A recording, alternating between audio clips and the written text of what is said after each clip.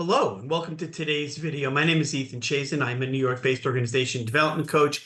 If you've come to this channel before, my YouTube is predicated on talking about organizations that have built amazing workplace cultures, but I also spend time diving into different organizations who I believe are doing things that reflect well in terms of their values, ethics, their vision, mission, and also support their employees' values, as well as those organizations that seem to be from time to time a little bit, shall we just say, challenged in terms of their ethics and their moral construct. So today, it's usually ripped from today's headline. So today I want to talk a little bit about a specific heir of an organization by the name of Mellon Bank. You may have heard of them, Bank of New York Mellon, post-merger. And one of the heirs, Timothy Mellon. And it's come to light that Timothy Mellon has, in fact, donated as a member of one of the wealthiest families in America, has donated $75 million to Donald Trump's campaign, 2024 presidential campaign. In addition, Timothy Mellon has also donated $25 million to Joseph Kennedy's campaign. So when you kind of think about that collectively, one heir of one of the wealthiest families in America has individually donated $100 million, all with the intent of defeating President Biden's reelection campaign. And when you think about that from a political standpoint, that has its own ramifications in terms of one individual being able to, by and of themselves, wipe out an entire other presidential candidate's monthly revenue-generating fundraising activities. That political consideration aside, I focus from a culture standpoint and what it means to those people who day in and day out work at Mellon Bank. So that's what I want to talk about. So the Mellon family dynasty is bankrolling Donald J. Trump with 4 generations of Mellons pouring millions, tens of millions of dollars into his campaign. Donald Trump has become the poster child for dynastic wealth. So on the one hand, as Donald J. Trump talks constantly about having the voice of the majority of Americans, representing underrepresented populations, demographics, whatever you want to call it. In fact, he serves one singular focus, and that's to make America better off for a very, very, very small number of individuals who happen to be the wealthiest people in America. Okay? So if Donald Trump takes power again, becomes president of the United States in November, he'll owe his victory in no small part to one of the richest Americans alive.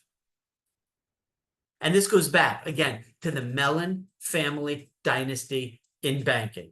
So we're talking about the Pittsburgh banker and industrialist Andrew Mellon, who as Treasury Secretary for Warren G. Harding, Calvin Coolidge, and Herbert Hoover, changed U.S. tax code in ways that allowed, more than a century later, part of his personal fortune to bankroll Donald Trump's reelection campaign.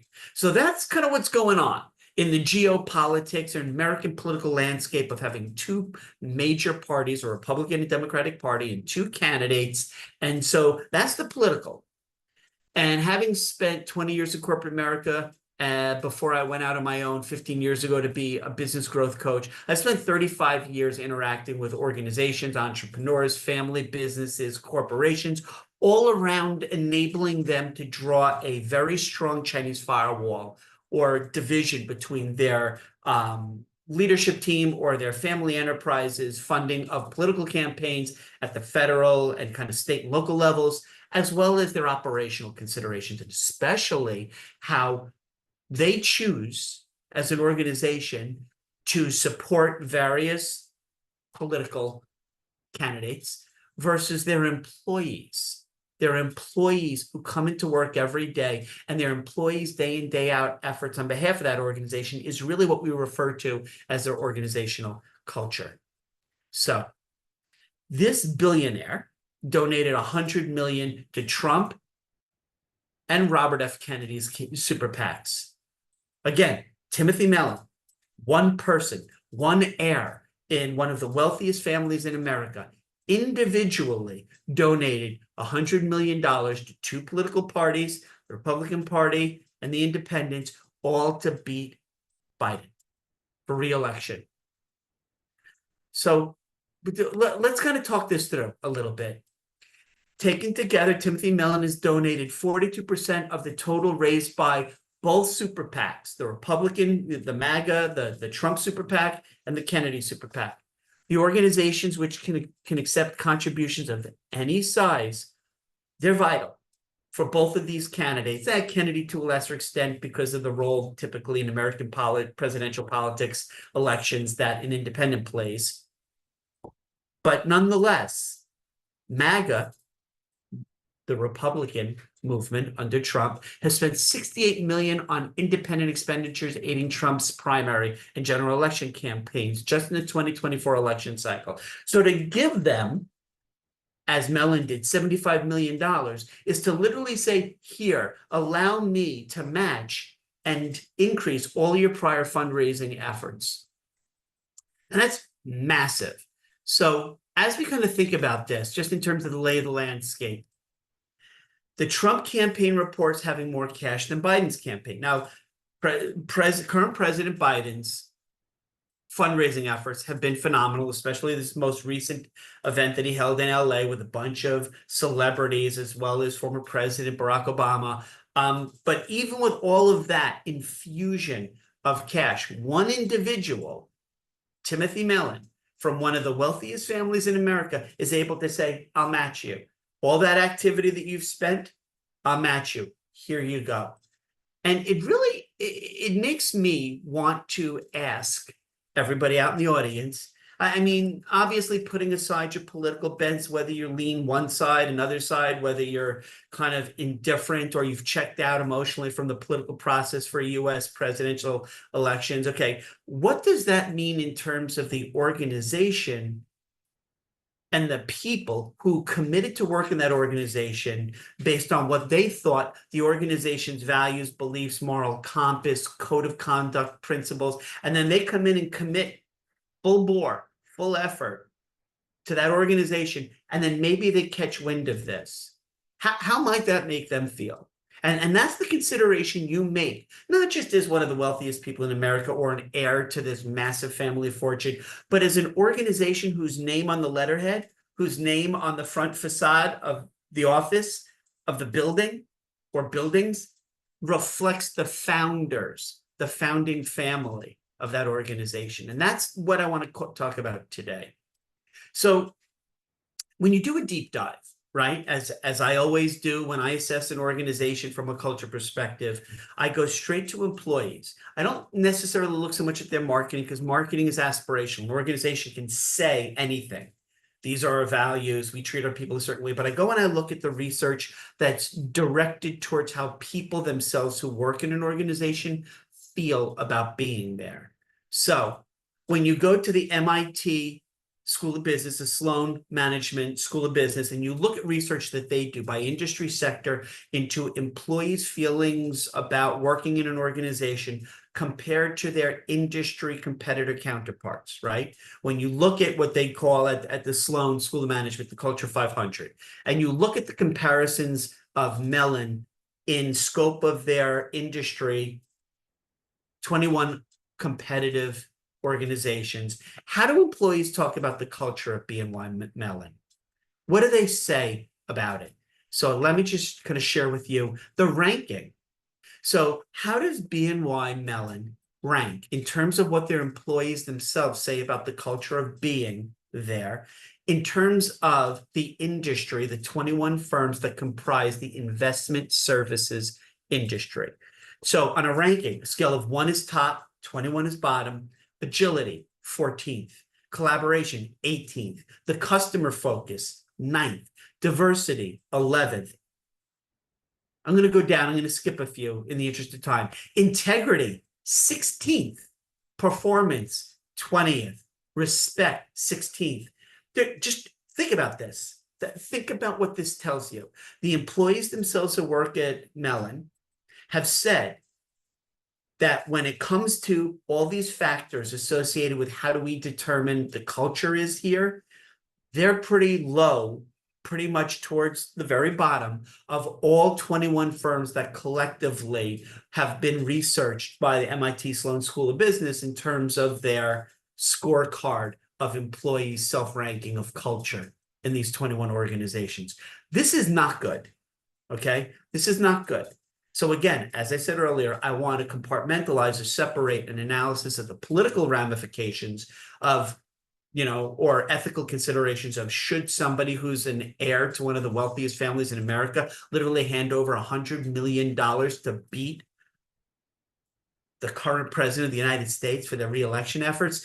That aside, okay, you have your own moral clarity or ethical construct. I can't convince you one way or another, just to shine the light of day on this. So let's look at what BNY Mellon, Bank of New York Mellon, the post-merged entity, let's look at what they say or what they claim is their ethics and their values. And therefore, what they're claiming the reputational brand is of their organization that should make them desirable as an employer. Okay, let's do that. Let's look at what they say, BNY Mellon, about us in terms of belonging and inclusion. The greatest value comes from the freedom to be yourself. At BNY, we strive to be the best, and we become the best versions of ourselves by leveraging our unique perspectives, background, life experience, and range of expertise. Okay, devil's advocate here. How in the world can you justify that statement when one of the heirs to the founders of your institution handing over $100 million, 75 million for a campaign from a disgraced convict former president with issues in the past of racism, misogyny, all the baggage that comes with that. And yet, how do you separate that for purposes of creating a reputational brand as a world-class employer to convince people to come work for you by making these kinds of claims? And that's a very real consideration that I want to make organizations aware of when they have this kind of association with their organization's culture of the kind of behaviors of people who are in the familial, the history, the background of the organization. So who we are defines how we move ahead. In today's complex financial world, we must explore each challenge by approaching it from multiple perspectives, nurturing diverse talent. But look, at the end of the day, Mellon, Timothy Mellon, heir to the Mellon family dynasty, hands over $100 million to two political parties, Republican and Independent, hands over $75 million to the Republican Party with a former president who's convicted. He's a convict. He's a rapist. He incited a riot at the nation's capital. He has encouraged white nationalists, the Proud Boys, other white, the American Aryan Nation, all those other white supremacist organizations. And you're talking about an organization whose culture creates an inclusive culture, nurtures diverse talent. How do you reconcile? Do you understand the moral gymnastics that must have to happen in a BNY boardroom or the BNY leadership team? But let's take this a little bit further. Our culture, as BNY says itself, I'm taking this straight from their website, as I did with the former blurb about their diversity, inclusion, and belonging. Joining our collaborative culture means your curiosity and continuous learning never stops. Recognized for innovation and inclusiveness, BNY continues to be an award-winning leader, from equitable pay and stock awards to paid time for volunteering. We give our people opportunities to thrive in their workplace and communities. I'm not questioning that. I'm not questioning the day in, day out operations from a people strategy perspective. I'm asking how you bridge the divide between what you claim are your values, your moral compass, your ethics, your behaviors, all that stuff that you may, and again, from a branding standpoint, from a cultural standpoint, we call this aspirational. As an organization, you're making these claims. As an organization, you're using your marketing of your reputational brand about yourself in order to attract recruit and retain people in a very competitive post-COVID war on talent workplace. Our principles, here's what I wanted to get to. This is the highlight of the video from my perspective. With over 50,000 people working in over 100 markets, we truly are a global organization servicing our clients with a wide array of financial needs. Got it. Got it. Okay. But at BNY, our principles guide how we behave, how we act, how we treat each other, and how we show up for our clients. Simply stated, it's how we get things done and thrive together. I would hope at this point, if you're of a certain kind of mindset, you would say, I fundamentally am now forced to question everything that BNY says about itself at its core when we start with their principles and what that means in terms of how they act. So, okay, let's kind of drill a little bit deeper. As you know, I also love to take a look from an employee perspective by looking at employee review sites. And there are a few that are the standards, but understand that there's a caveat here.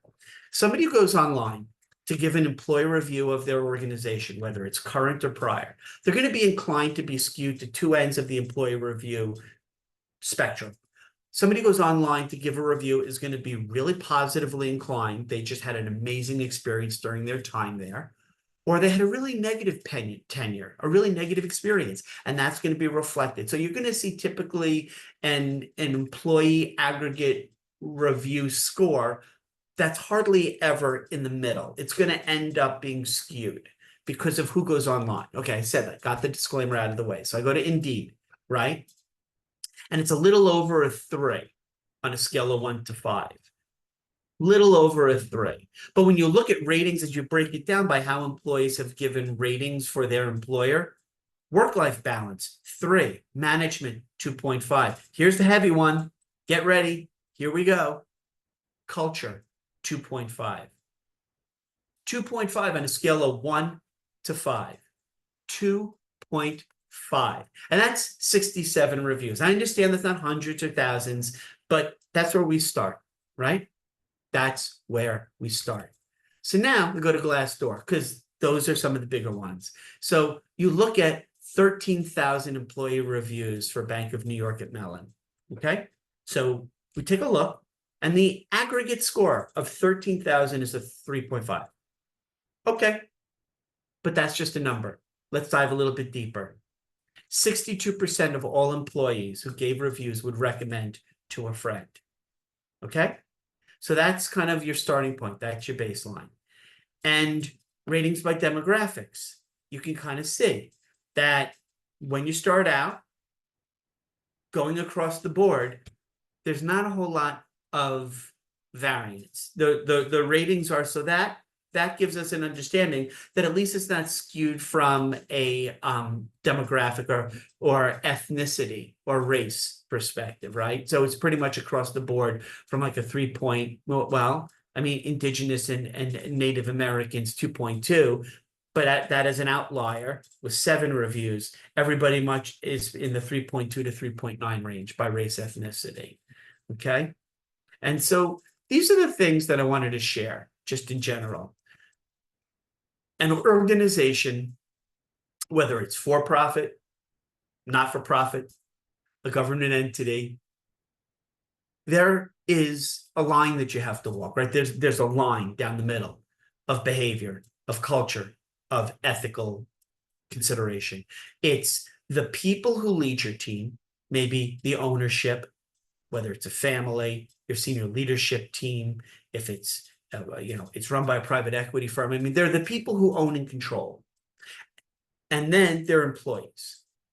And employees don't always work in isolation and bubble, especially now that the American workforce is being reconstituted, right? The dynamics or the composition of it is changing rapidly.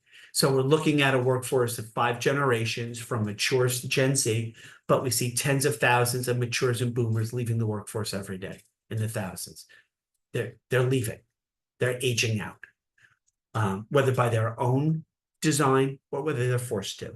And then what's happening is we see more and more workers coming into backfill to take vacancies, to fill future jobs, who are Gen Zs born between 1996 and 2010, and millennials who were born between 1980 and 1996. So as more and more of the workforce gets reconstituted with people with less tenure, younger in their professional career, to be millennials and Gen Zs, they have different expectations, wants, needs, desires of the organization that they commit to. And part of it is they're very active in their communities. They want the organization's values, ethics, informal culture, the way they actually are, not the formal or aspirational. They want to see the organization's values, behaviors, ethics match their own. So in an organization like Mellon, through its family dynasty, does the kind of things that Timothy Mellon did, it really makes you stop and say, hold on a second. And if you're not aware of this, okay, but ignorance is certainly not an excuse for organizations who are striving every day to build amazing workplaces, to recruit, to hire, and retain top people. So I'm strongly urging you to consider, as you build and maintain an amazing culture, to think about the ramifications of the activities of those at the top. I hope you found today's video to be enlightening, interesting, dare I say thought-provoking. Please do me a favor.